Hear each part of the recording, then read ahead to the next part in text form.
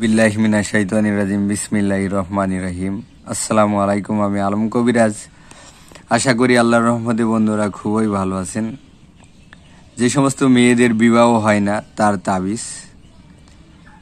একটা মেয়ের অনেক সময় জেন এবং মানুষ খারাপ জেনে একটা মা মেয়ের আপনার বিবাহ বন্ধ করে থিয়ে দেয়। যে সমস্ত মেয়েদের বিবাহ বন্ধ করা হয় তার খোলার তাবিজ। প্রথমে কি করবেন, 1 গ্লাস পানি নেবেন,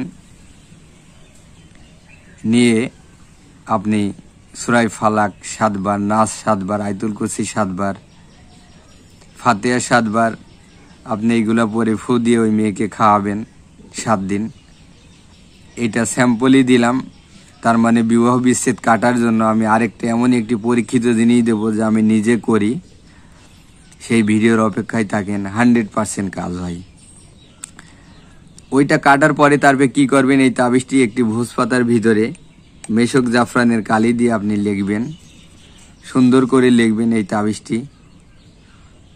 লিখার পরে একটা তাবিজের ভিতরে ভরবেন, ভরে ওই মেয়ের গলায় বেঁধে দেবেন। আশা করি আল্লাহর রহমতে 41 দিনের ভিতরে আল্লাহর রহমতে আল্লাহর তরফ থেকে ওই মেয়ের বিয়ের পায়গম্বর আসবে, বিয়ের বিভিন্ন জায়গার থেকে কাজ আসবে। যদি ভালো একটা কাজ পান, আমার ওই বোনকে, আমার ওই দিদিকে ভালো একটা জায়গায় বিয়ে দিয়ে দেবেন, আমার জন্য দোয়া করবেন।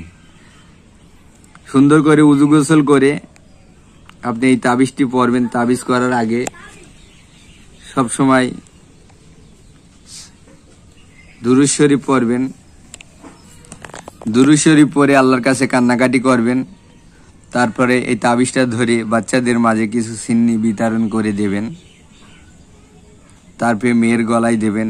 আশা করি আল্লাহর রহমতে যিনি আমাদেরকে সৃষ্টি করছেন সেই মহান রব্বুল আলামিন এই তাবিজের গুণে আমার ওই বোনটির